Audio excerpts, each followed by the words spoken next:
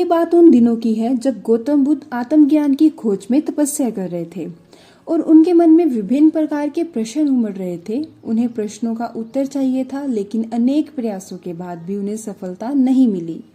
वे आत्मज्ञान की प्राप्ति के लिए कठोर तपस्या करने लगे और अनेक कष्ट सहन किए और कई स्थानों की यात्रा की, परंतु जो समाधान उनको चाहिए था वह उनको मिला नहीं।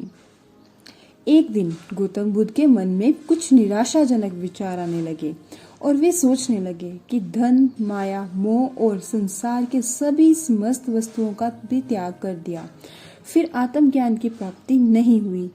और क्या मैं कभी आत्मज्ञान प्राप्त कर सकूंगा और मुझे आगे क्या करना चाहिए? इसी प्रकार के अनेक प्रश्न गौतम बुद्ध के मन में आ रहे थे। गौतम बुद्ध को तपस्या में सफलता की कोई किरण नहीं दिखाई दे रही थी और उन्हें अपने प्रयासों में कोई कमी नहीं छोड़ी थी। वे उदास मन से इन्हीं प्रश्नों पर विचार कर रहे थे। तभी इसी दौरान उन्हें प्यास लगी और वे अपने आसन से उठकर जल पीने के लिए सरोवर के पास गए। वहां उन्हें एक अद्भुत दृश्य देखा। वहां एक गिलहरी अपने मुंह में कुछ फल लिए सरोवर के पास आई और फल उसके मुंह से छूटकर सरोवर में गिर गया। गिलहरी ने देखा कि फल पानी की गहराई में जा रहा है। तभी गिलहरी पानी में छलांग लगा दी और उसने अपना शरीर पानी में भिगोया और बाहर आई और बाहर आकर उसने अपने शरीर पर लगा पानी झाड़ दिया और दोबारा सरोवर में कूद गई। उस गिलहरी ने यह कार्य करना जारी रखा। बुद्ध उसे देख रहे थे, लेकिन गिलहरी इस बात से अनजान थी और वह लगातार अपने काम में जुटी रही।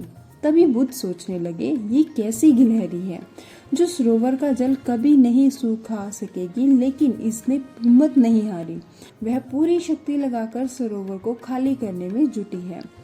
अचानक गौतम बुद्ध के मन में एक विचार का उदय हुआ। यह तो गिलहरी है, फिर भी यह अपने लक्ष्य को प्राप्त करने में जुटी हुई है और मैं तो मनुष्य हूँ। आत्मज्ञान प्राप्त नहीं हुआ तो मन में निराशा के भाव आने लगे।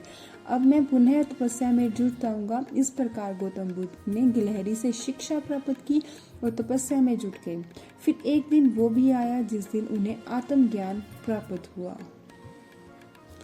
गौतम बुद्ध की इस कहानी से हमें सीख मिलती है कि जीवन में हमें असफलताओं की वजह से कभी हार नहीं मान लेनी चाहिए और ये जो भी असफलताएं आती हैं उनसे हमें सीख लेकर आगे बढ़ना होता है।